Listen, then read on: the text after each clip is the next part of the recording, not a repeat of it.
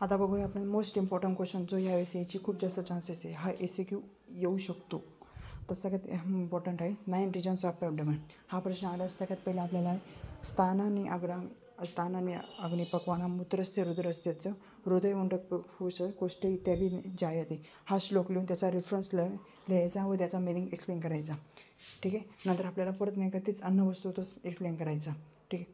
अन्नवस्त्रोतच explain करायचं.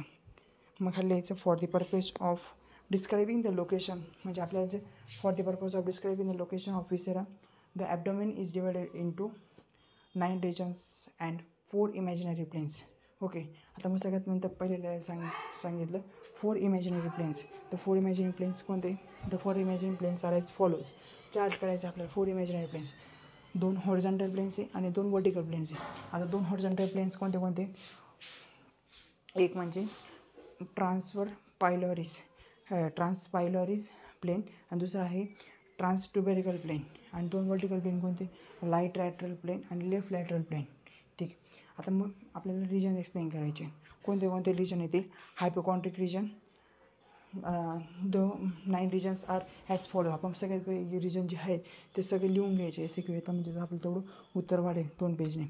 तर मग तेवढं लिहून घ्यायचं. हायपोकॉन्ट्रिक रिजन, नंतर left hypochondriac region, right hypochondriac region, epigastric region, left lumbar region, right lumbar region, umbilicus, right iliac, left iliac आणि हायपोगॅस्ट्रिक. ठीक आहे. आता मग सगळ्यात पहिले आपण एक्सप्लेन करायचं आहे हायपोकॉन्ट्रिक रिजन.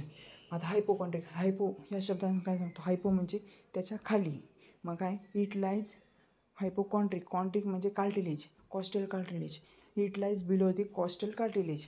म्हणजे नाही का कॉस्टल कार्टिलेजचे आपले जे दोघी रिप्स असतात तिथे जे कार्टिलेज असतात त्याच्या खाली जे असतं त्याला आपण म्हणतो हायपोकॉन्ट्रिक रिजन. ठीक आहे. आणि ते कोणते? मेजरली 2 असतात. कोणते? राईट हायपोकॉन्ट्रिक रिजन आणि left hypochondriac region. The organs which are present in the hypochondriac left and right hypochondriac region are liver, stomach, pancreas, gall bladder, spleen. Pancreas येणार नाही. लिव्हर येईल, गॉल ब्लॅडर येईल, stomach येईल आणि spleen येईल. हे मोजून 4 ते 5 येते. नंतर epigastric region. It lies above the stomach. आता एपी म्हणजे ह्या शब्द अर्थ काय सांगतो? एपी स्टमकच्या वरती. Epigastric region. It lies above the region of the stomach. हा सिंगल असतो, एकच असतो हा. ठीक आहे. आणि ह्याच्यामध्ये ऑर्गन कोणते कोणते इन्क्लूड होता? Stomach, duodenum and pancreas. Majorly 3 organ आहेत. Stomach, duodenum and pancreas. नंतर आहे लंबर रिजन. लंबर म्हणजे काय?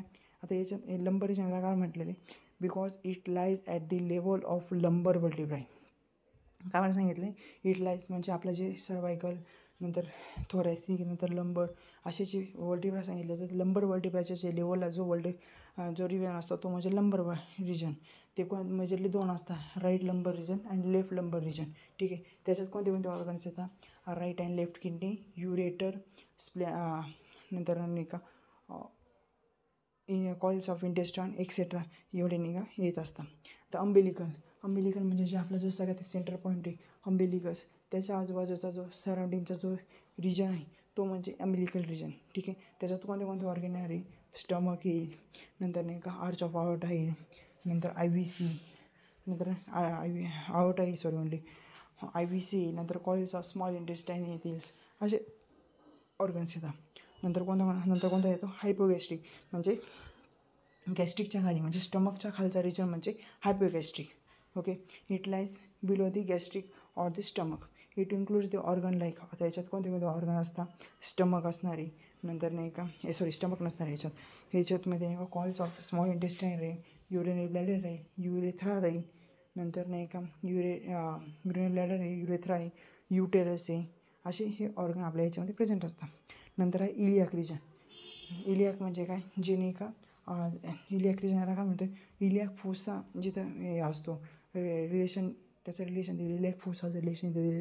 दे are mainly 2 region, right iliac region and left iliac region. आणि त्याच्यात ऑर्गन कोणते कोणते? आता सिकम येतो, वर्मिफॉर्म अपेंडिक्स येतो, नंतर नाही का sigmoid colon, ascending colon, descending colon हे ऑर्गन येतात.